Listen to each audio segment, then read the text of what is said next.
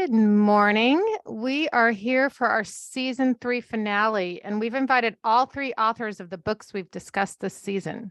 So we'll introduce A.M. Holmes, author of The Mistress's Daughter, Damon Davis, author of Who Am I Really, and Megan Culhane Galbraith, author of The Guild of the Infant Savior. Welcome, everyone. Welcome. Thank you. Welcome. Good Thanks to for be here with having us. y'all. This is neat. Yeah, we've really been looking forward to this. And really, thank you for taking the time. It's so hard to juggle different time zones and different schedules and all of that. So, No problem. so let's just dive in with some of the common themes that run through your books and through our lives as adoptees. One Sure. word that really jumps out as a theme, and I think it manifests in different ways, is searching. Be it like searching for birth family, maybe place an adoptive family, identity, trying on different identities, relationships, like our places in the world. I feel like I'm still searching and I'm still discovering things about myself that I didn't know was there. And maybe that's age, but it kind of feels specific to adoption and the grappling I still contend with. Does anyone want to jump in with their thoughts or feelings about this?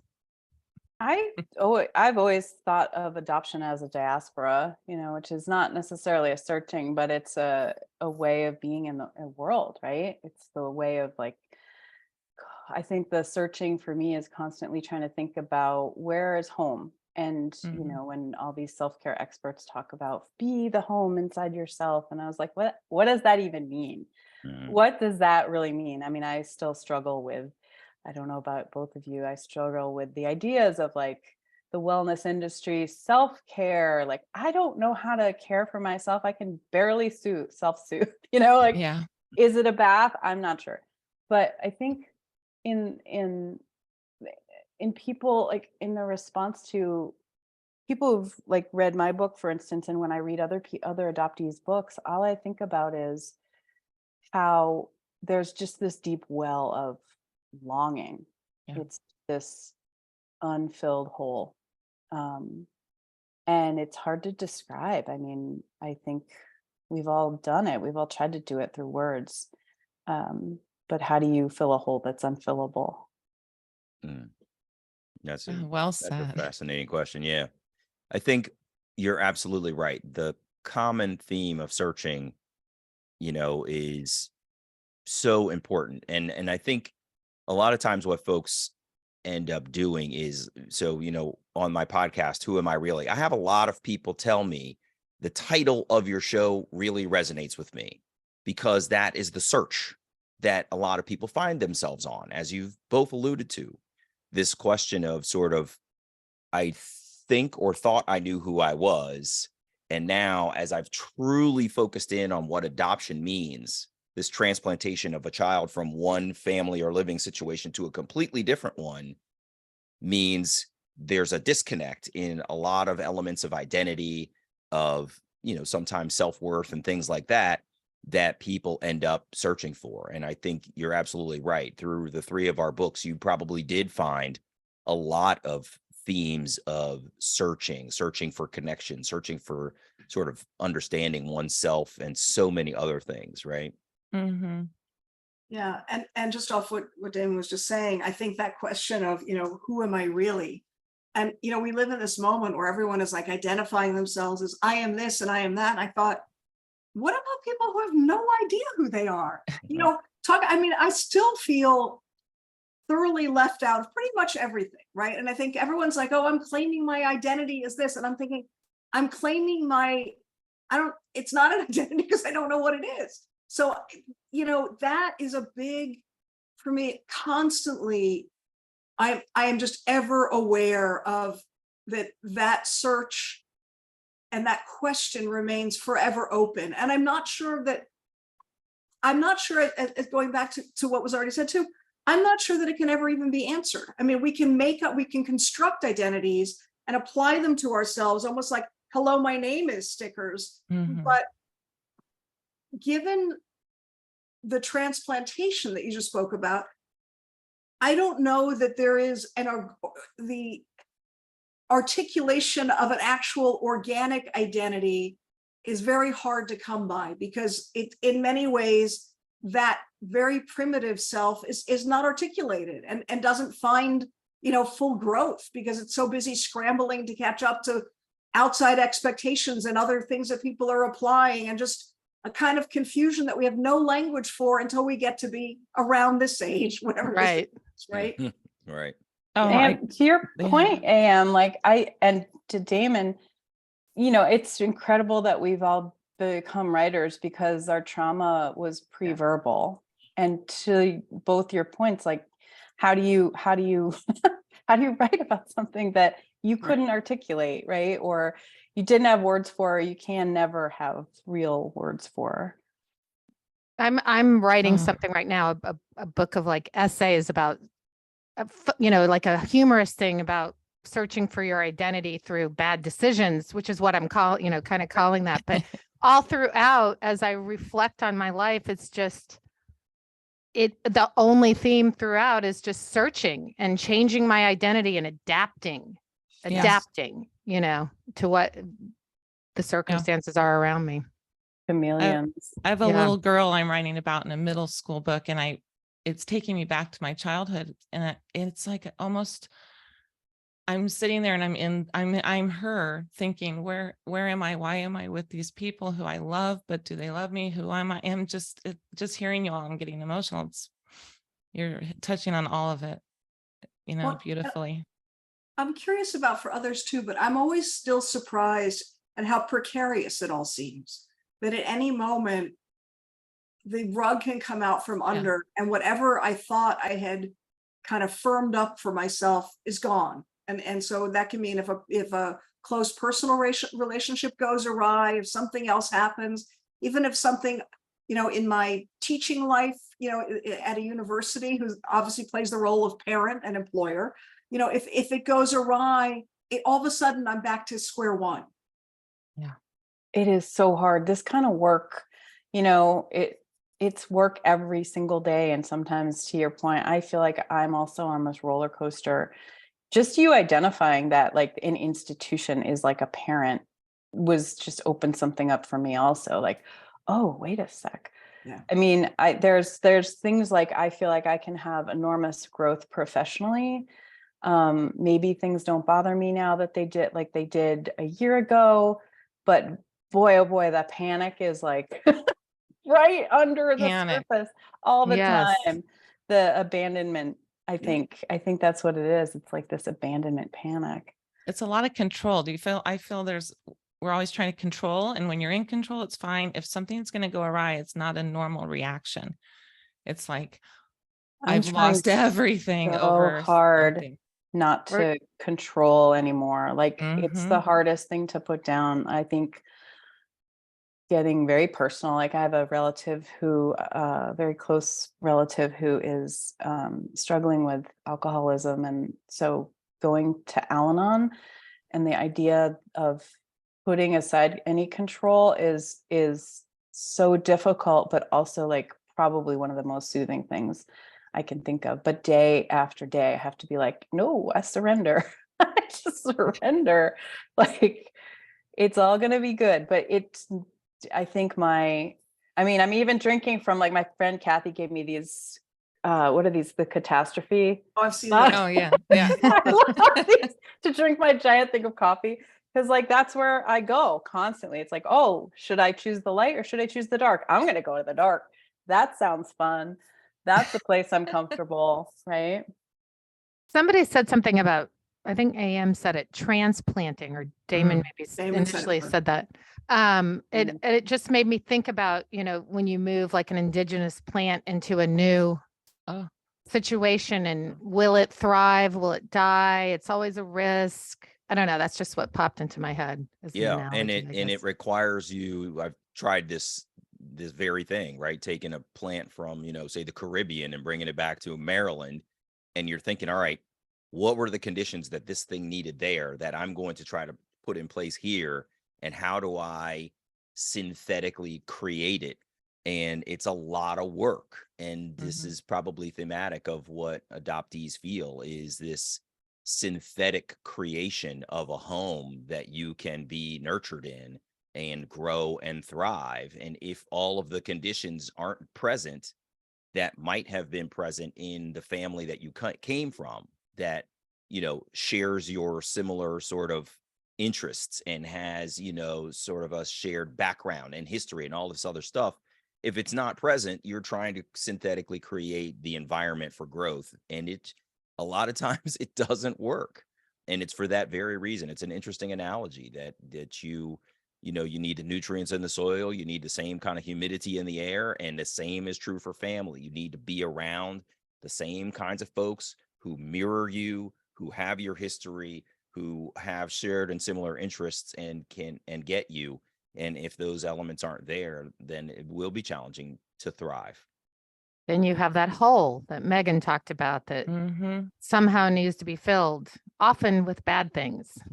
I was I've going to say, I think discovered. your plant analogy, you probably do more work on the plant than most people do figuring that out with their children. Not, Yes. Well, I and I mean, was just that's going to right. say, yeah, one of the things too, just right off that too, is that one of the complexities of adoption is that would be the ideal situation where somebody's thinking, where did this little plant come from and what circumstances and what does it need?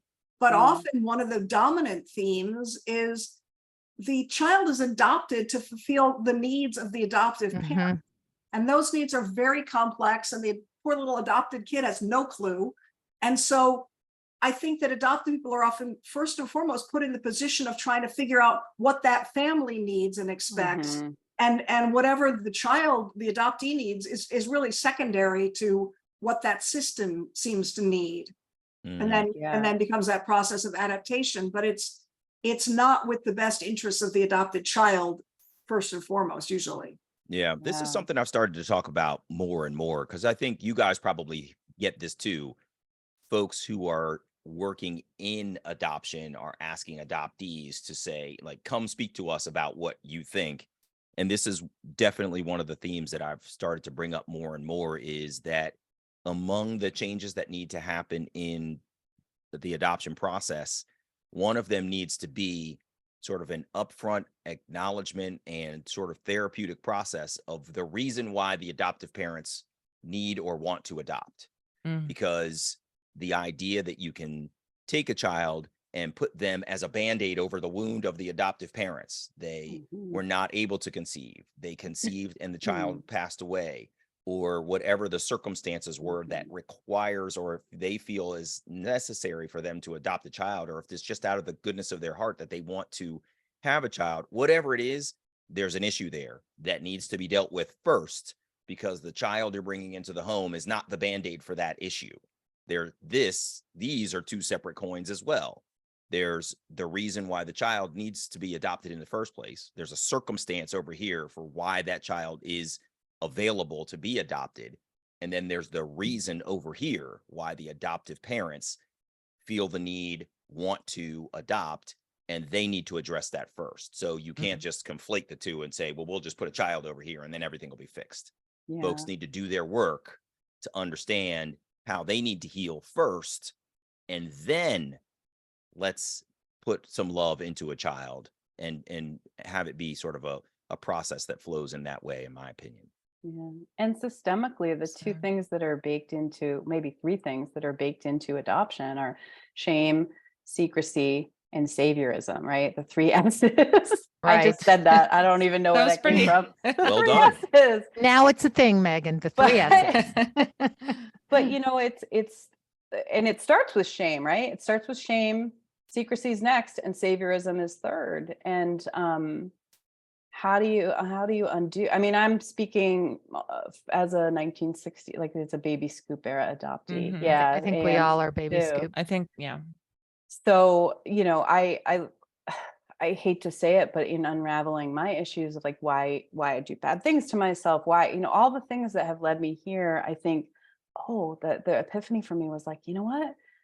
I was born of a shameful act. Therefore, I am the embodiment of shame. Therefore, I have to grapple with, I'm the living embodiment of someone's shame, right? And then go forward from there. So thank you, eating disorder. Thank you all, thank you all the things that are typical of like we find with adoptees. And but also coming to like I'm 56, finally realizing like it's not our fault.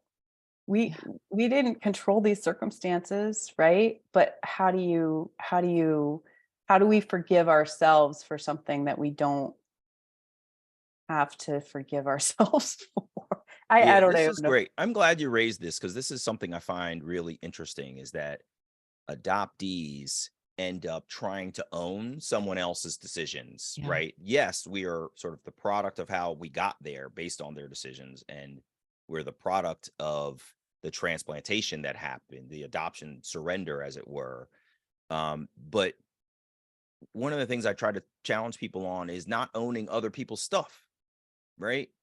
I'm here and I may be here because of a violent act or some really poor decision making on a one night stand, or whatever the sort of circumstance that came together that created me in this place. That happened 50 years ago. I'm owning what I do with it going forward. I'm not owning, forgive me, I'm not owning your shit, right? That's your thing, your embarrassment, your shame, whatever that is, not my problem, right? I have to go forward with the life that I've been given and make it as strong as possible. And so I try to encourage people not to own other people's stuff, because it'll wear you out trying to fix somebody else's problem that you didn't create. And it was 56 years before, you ever started to have the ability to make decisions for yourself. So I definitely encourage people, don't own your birth parents' problems, their shame, their guilt. That is not yours to own. You need to own what you've done with yourself and how you're moving forward, in my opinion. And it's shame and guilt on both sides, right? I mean, it's not just yeah. birth. I mean, you're Sure. shame and guilty if you want to explore yourself. That's a new, I mean, I feel just coming into that in my 50s, like, oh, I am allowed to put myself first. That's right. Yeah. It's kind of, it's saying that is one thing. Yeah. Being able to do that is a whole different thing. And especially like for me, it wasn't until, I mean, I paid a lot of lip service. I knew I went to therapy at 20. I knew I have abandonment issues. It didn't connect for me until just a couple of years ago when we started this podcast. And then the veil was lifted of seeing how damaging that, and someone else's infertility problems changed the course of my life, or, whatever that was. And the self-worth that is still so hard to like honestly, when someone has said do inner child work, and I've tried it and I'm just repulsed by it, and that is, and sometimes I'll think, oh God, my dog doesn't even love me. I mean, these are crazy thoughts that is hard to get to work through, and I don't know how to do it. I've been trying and trying and trying, and maybe it's just not going to happen. It's possible. Oh, just take a bath, self-care, just like I don't even have a do some affirmations. When you say like, even like do some inner child work, I picture myself like going to like a crib or whatever to pick up a baby. There's no one there. It's really awkward. I've had to do it where you hug yourself. You're like, I'm not good at that. I can't do that. Like, I don't like being hugged. Right? No, do not hug me. Right? Exactly. Someone hugged me tight last night and I wouldn't let me go. I had a real reaction. I was acting really weird. I was like, I can't keep hugging this person. It's very strange. Oh my gosh. The safest I ever feel in life is at like 9 o'clock at night when I'm under the covers and nobody's around. I mean, that with our dogs. That isn't great. Yeah. Well, speaking of that, how all of your parents, we're all adoptees who are now parents with children that we're raising. For me, raised and yes, and somewhat still raising, right? And I feel in my own life, like had I known what I know now, just the last few years, I would have definitely parented different because I didn't have abandonment issues. I had a therapist once tell me, I'm like, what are you talking? I don't have that, until this podcast, until really figuring this out. So, for me, I would change a lot. Would anybody chime in on that as well? Or, I feel like I've passed down a lot of my issues that I'm undoing by having those conversations. I am trying to have the conversations. I guess That's really what- interesting. Yes. Oh, it's all so tied up. So tied up. I had my youngest son, my youngest son, and I was reckoning at the time with postpartum depression and my adoptive mother dying of pancreatic cancer and having a birth mother in my life, kind of tenuously. And there's so many things. I mean, I would like to do better as a parent. I think, God, I think all the time, like, have I abandoned my kids? Am I in their life enough? Am I doing enough?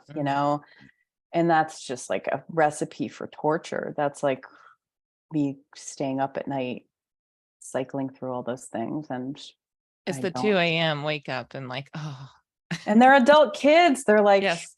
And that's where like I have to, when I was raising them, they proudly called me like my mama bear, because I'm like, I will rush to your defense. But boy, that does not work when they're adults. Like nobody I don't want somebody constantly coming in and being like, I'll fix it for you.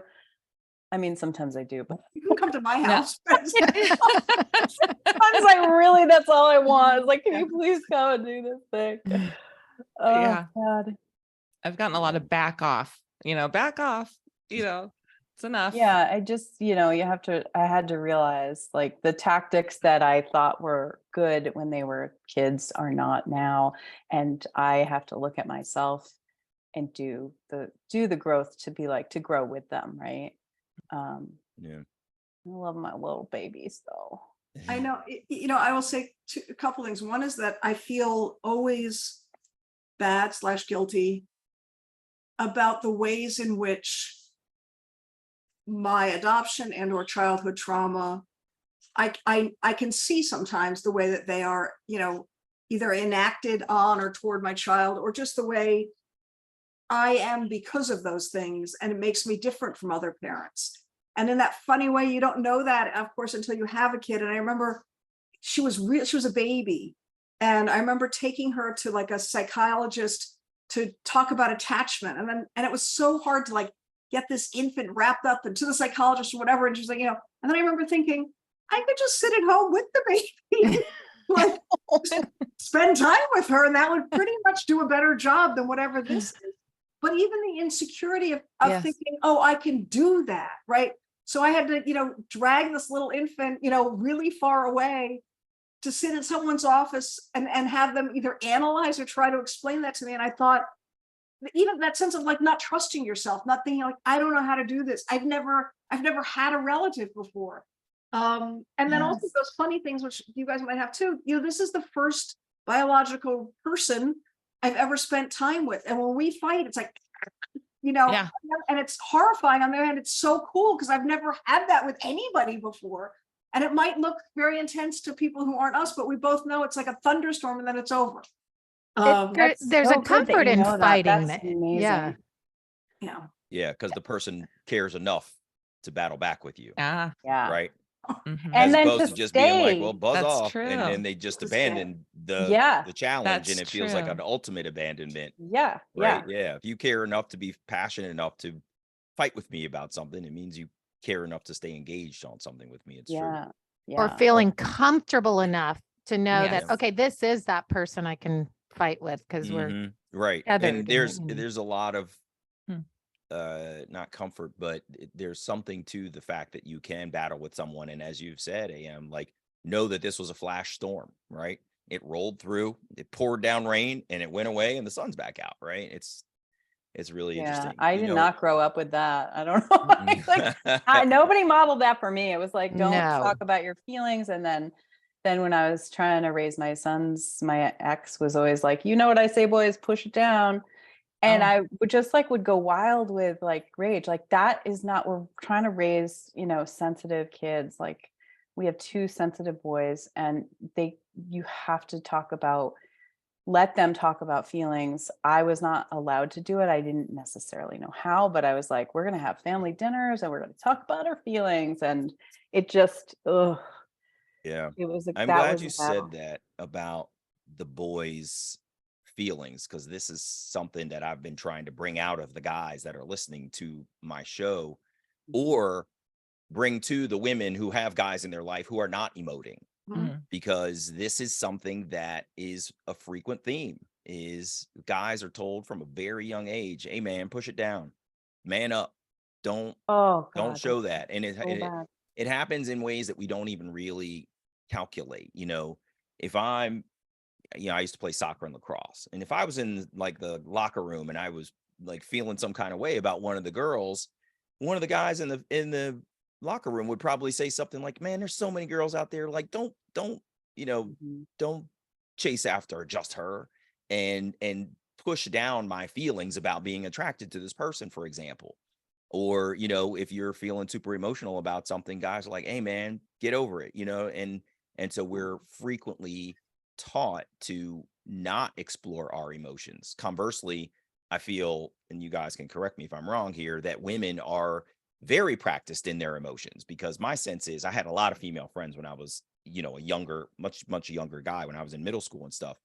And the girls would get together and talk about the boys that they liked, and it was an exchange, and it was very practiced. And I'm sure that that is something that, and I'm saying this in the form of relationships, but I also know that it's more acceptable for women to be more openly expressive about their emotions from a younger age. So the whole thing is more practiced, whereas guys don't get to a place of feeling sort of inner strength enough to emote until they're much older, and we're not as practiced at it as you guys are from a much earlier age, in my opinion. This is kind of what I've put together. So the thing that you were talking about, Megan, about your husband sort of pushing down the boys in your family to say, hey, don't express that emotion, it is really damaging, because they don't get to a place Yeah. of learning how to express it, learning how people in their life will see their expression of emotion, and sort of being in the practice of learning who's safe to express it with,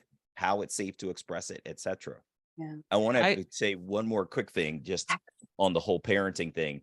I don't really talk about this much, but one of the things that I learned after doing the podcast was a bit of a mistake in our parenting, but was also an extreme challenge. And you have to make a decision in the moment. Was, we adopted our niece and nephew on my wife's side of the family.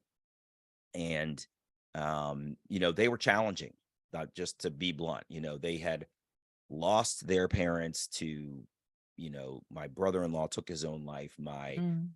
The mother of the children sort of left them in the Caribbean, and they were then later transplanted from house to house to house, and then they ended up in our house in a different country, new parents, et cetera, and they were really tough to deal with. And our son had just gone kind of off the rails in middle school, and we made the decision to send him away to military school. And it hit me when I was speaking with another adoptee or something, that there's this theme of being sent away as an adoptee, right? Fear of being returned, as it were. Mhm. Mhm. And it hit me that while behaviorally it was the right decision for him, because he needed the structure of military school, where every single thing you do has either a reward or a consequence, that was fantastic. However, what we did was move him again. And I'm sure that that had an effect on him as an adoptee. And I've always felt badly about it, because I wish that there was something else that we could have done in our parenting to prevent having to move our adopted child to yet another environment, as if to say, sorry, you're not working here. Here's another place where you need to go. And Mhm. again, you can probably sense my guilt, but also like my challenge of figuring out what the heck we could have done that would have been different. But I just wanted to sort of admit that that's something that I've thought about a lot. Thank you Mhm. for sharing that. Mm-hmm. Yeah, that's big of you. I recently found out that my that my father and stepmother had a plan to put me in foster care. Mm. And I was going through my own problems. So there I was like 15 and Oh had my already been God. living, and they were going to put me in foster care. I just found that out within the last 2 years. So Wow. I can identify with that struggle of, Mhm. Yeah. I when you were speaking about the males and pushing things, I think I parented a little bit. I don't know that I was a great communicator. You know what I mean? Like I wanted to be the best mom and I'm loving, and I was a teacher at one point. So you have all that, but I don't think I had open communication because I didn't know how to really do it myself. Mhm. And so I think I actually was more male in that way. Like, oh, you're fine. Come on. That kind of thing, which is interesting. You were saying it usually comes from the male side, but I think I'm more comfortable with men in general and sports. I and suspect that. it could have been both, though. There's probably a both and there. There's Mhm. you didn't have the skill yourself, as you've just admitted, and you may have adopted what society has said about how you treat males, right? It could have been ingrained in you that this is what you do with guys, is you teach them to be tough, and you as a good mother are teaching them to be tough. I'm making this up as I go, but I Yeah. suspect that there was probably a combination of both things in there. Yeah, you could be right. And I was kind of, the kind of boyish growing up, kind of jock, and I'm fine. And God forbid we talk about feelings. So Well, I think for me, like I wanted my boys to talk about their feelings, and I would be trying to pull that out of them and trying to cultivate a place that allowed them to tell me their feelings. And I think in many ways they did. But what I find is that I wasn't sharing how I was feeling. mhm. And Me too. and maybe that's, after writing this book, I don't know how, or Damon, like after you wrote your book, like how your families reacted, but mine were like, so for you've betrayed everybody. Yeah. So, and part of it is like, well, I couldn't tell my feelings, so I'm going to put my feelings on paper, and my feelings are valid. So why, what the sort of backlash, I wonder if we can talk about that too. Like when you finally find your voice and talk about your feelings, how people react when you do that. Go ahead. It's it's complicated. So just to the previous sort of thread for a second, it's interesting because as much as I would say I want my daughter to talk about her feelings, I also know I'm not that good at dealing with that. And Me too. and I'm like in that impulse of I'll try to fix it, and Yes. learning how to just listen to someone's feelings and kind of acknowledge them without attempting to do something about it is, I would say, very much still a work in progress. In terms of the book stuff, it's really interesting. So with my book, I sort of accidentally on purpose really didn't write very much about my adoptive family. And in part because I guess I have to live with them in some ways. And I didn't want to, and there's a lot there. I grew up, I was adopted into a family where a child had died who lived to be 9 years old. And I was adopted 6 months later in a private adoption. And I hope to write more about really growing up essentially as a ghost, right? That's a big, big thing, but it's not in there. So the nice thing is that my adoptive mother, I don't know if anyone else in my family read the book, said to me, "Oh, I think this is your best book." And to me, which was sort of funny, I was like, I thought, well, what about all those other books I wrote, the novels and so on? And then my other weird concern was I realized that people in the family that I'm not necessarily close to, but various cousins and other people could now read this book and know things about me and our family that I hadn't told them, including, a lot of them didn't really know that much about where I had come from, anything. So that was unnerving. And then in my biological family, I think those that may have read it and so on, some of them were quite surprised by it and upset. Yeah. But I also, as you said, I told the truth, and I had to make, I will say it's one other thing. I had to make a very big decision at one point. And This was when the New Yorker magazine was going to be running an excerpt of the book. And I had changed my biological parents' names. And they called me and they said, we have to fact check this. I was like, excuse me? And I said, I have a really good reputation as a writer, and like, this is all true and whatever. And they're like, well, we have to fact check it. That's our thing. And they have this double standard, whereas that a person cannot be recognizable even to themselves if it's a certain kind of writing and so on. So they actually had to call my biological father, who then got on the phone with his lawyer, and they asked him like 32 questions. Oh my God. And I said, this was also fascinating. I said, can I be in on that? I want to hear that. And then they were like, no, you can't. And to me, that again was like that adoption thing of, no, this is all secret. We're going to call your biological father, something you wrote. You can't listen in to hear what we're asking and what he's saying. And that to me also was like that rug fell out from under feeling. But all that to say, and then I had to make a decision ultimately with the book of, was I going to use their correct names? And I thought, this is fascinating. I'm still protecting them. Yeah. And I'm acting like I am something to be ashamed of. And it was a really, I cannot even stress how hard of a decision it was. And I thought, I cannot be ashamed of who I am. I cannot be ashamed by their behavior. This is all true. And I have to just use their names and let the chips fall where they fall. But it was excruciating. Oh God, I know it really was. It is. That's terrifying. That fact checking. Oh my God. Yes. And they were like, we will not run it if you don't let us do this. And I felt so hostage confused and sort of abused in a way. Yeah, and it's abusive. really, and I have to say, I felt really unwell in that period. Yeah. Not okay. Yeah. I'm sorry. As you were talking about the fact that they were going to fact check, but you didn't get to be in the conversation. Sounds a lot like the birth record issue. I was just thinking the same. Right, where someone's sitting there and they're looking at your record and they're going, oh, this is really fascinating. I wish you could see Sorry, it. you can't know. Right. And anyway, that piece I'm whole- sure was very triggering for a lot of folks. Yeah.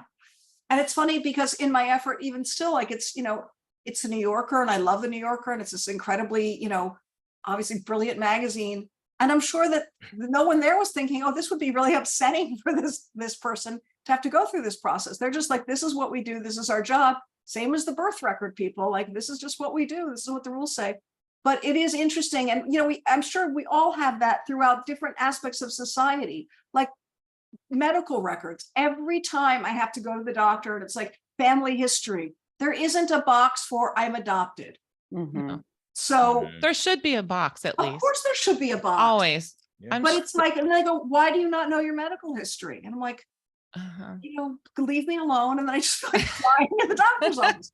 So I think there's a lot of stuff like just sociologically that we don't. Yeah.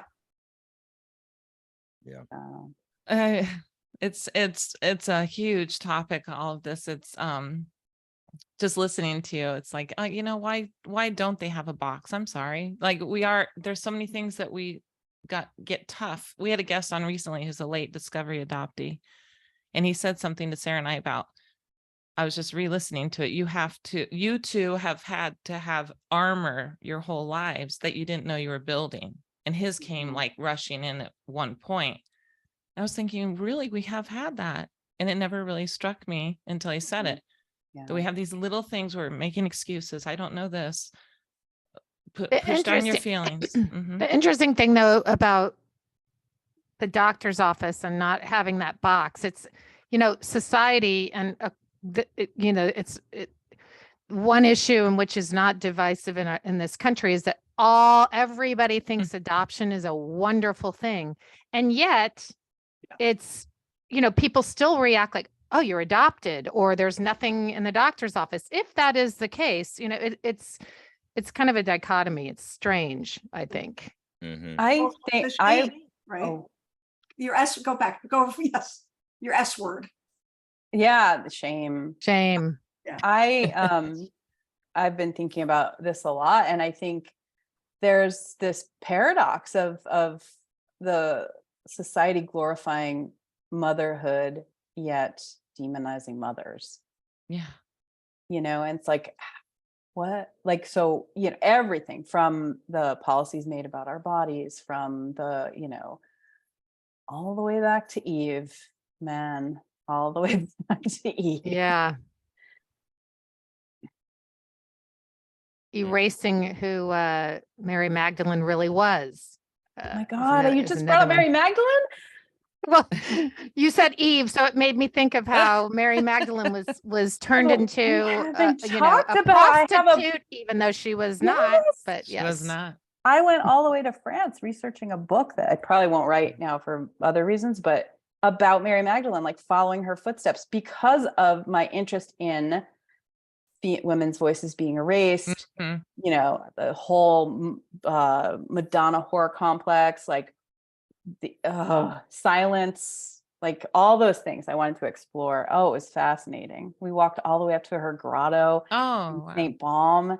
Yeah, we got up there. My friend Kathy, I love her so much. She and her husband went on this trip with me. We got all the way up, and it was like a torturous walk up. And she pokes her head out from the top, and she's like, "It's closed." And I was like, "Wait, the grotto is closed? Mary Magdalene's grotto cannot ever be closed." She's like, "No, the gift shop is closed." And I was like, "Oh no!" Because anybody who knows me knows I love the gift shop more than you seem sometimes. You do it. Yeah.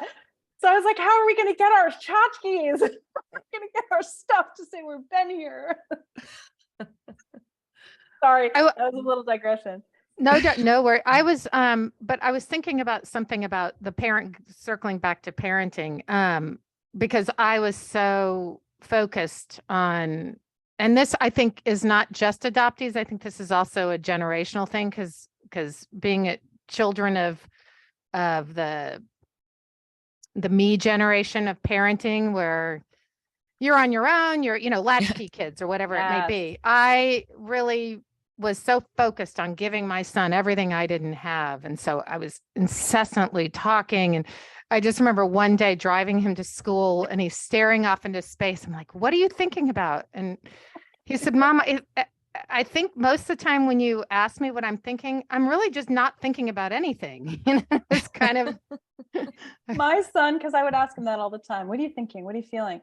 He's like, "Mom, you know what I'm feeling? You know what I'm thinking?" He's like opening some Pop-Tarts when I was saying he was there. He's like, "I'm usually thinking about boobs. And when I'm not thinking about boobs, I'm thinking about food." Damon's over there laughing. Like, That's hysterical. yeah. It's like, oh God. But Oh. I have noticed, and I know that my son won't be listening to this. One of the ways I think in which my attachment stuff affected my parenting was I go and visit him in Dallas, and he lives with his girlfriend, and I just notice how he can be overly accommodating in his relationship.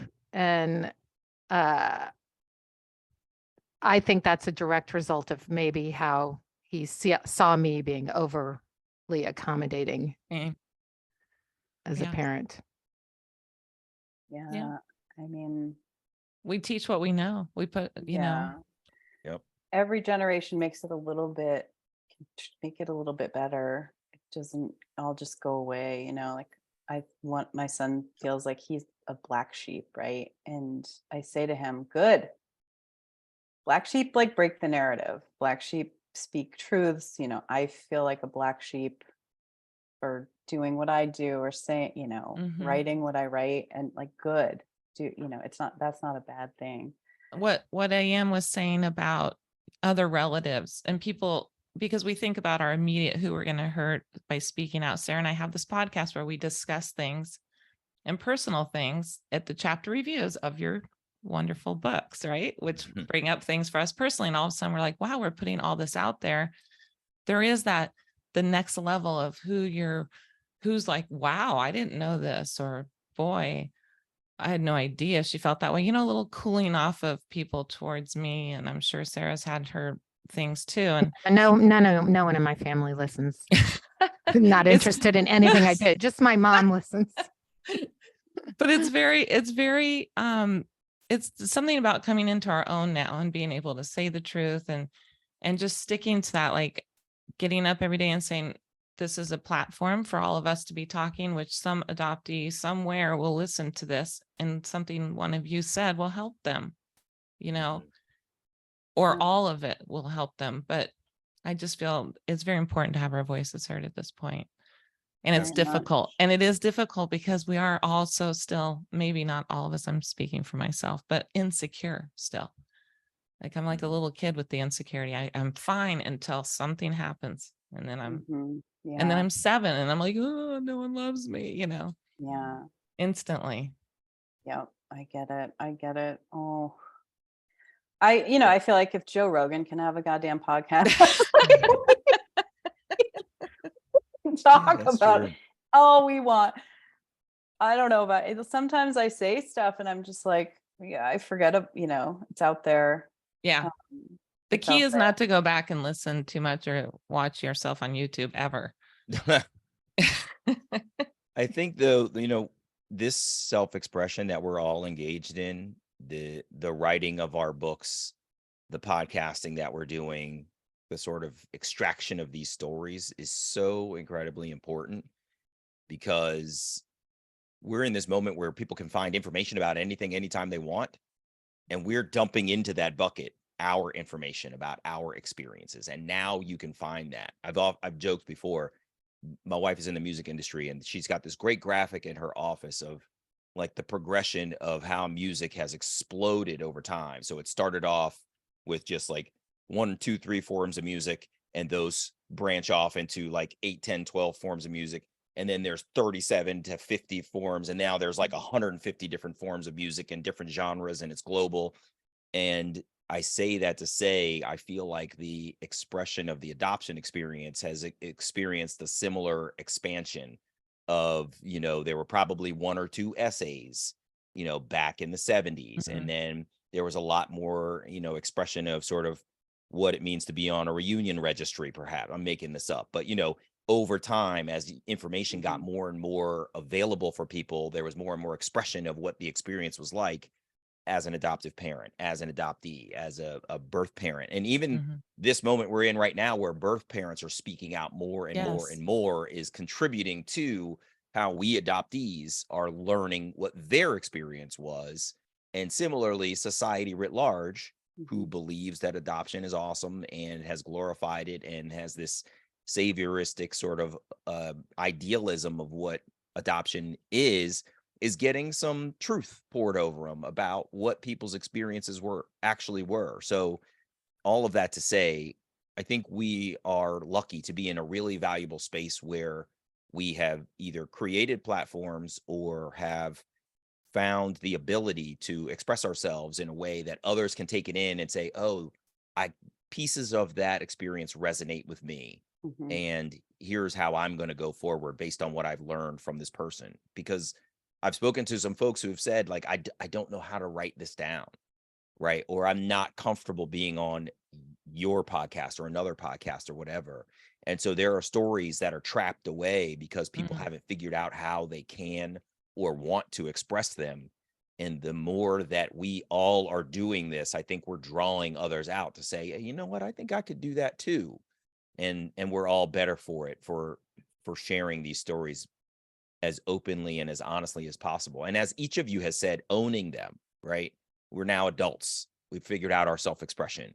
We are owning our narrative and taking it in the ways that we can to build on ourselves. And I think that's empowering for other people to witness, so that they too can join us on that sort of self-empowerment journey, such as it is. I was really happy to see that New Yorker article come out with the adoptee voices. I mean, that couldn't have been more validating, I felt, in terms of the Yeah. publication in which it was. I want to write to her. She did a really great job. She did. Yeah, to like centering adoptee voices in that, and Mhm. and the writing itself like was pretty great craft exercise for me as a It's excellent. Yeah. And I think it's true. I think what Dan was saying is true also, because in some ways, because of sort of the movement of time from, where adoption was certainly at the end of World War II and through the 1950s and then up into the 60s, 70s. It has changed. The sense of secrecy has changed a little bit, not completely, and the sense also of shame and so on.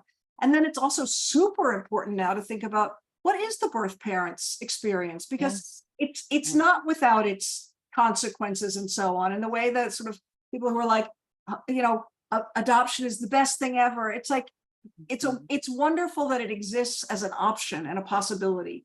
And obviously, but also so complicated for all of those involved, and really important to acknowledge that. So I think what you're saying, yes, makes perfect sense.